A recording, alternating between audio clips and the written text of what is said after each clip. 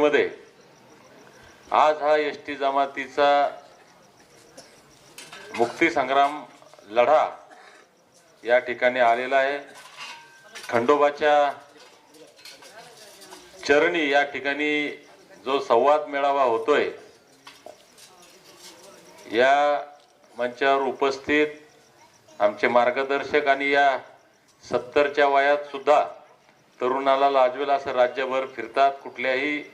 आंदोलनात सामाजिक कार्यामध्ये राज्यभर फिरतात असे आमचे सातपुते मामा, ज्यांनी आता आपले विचार या ठिकाणी व्यक्त केले, त्यांनी या धनगर जमातीच्या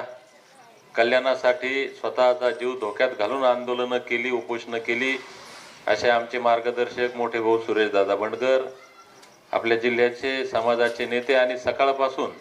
हे 2 दिवसापासून ते या नियोजनामध्ये ते होते आणि सकाळपासून आमच्या सोबत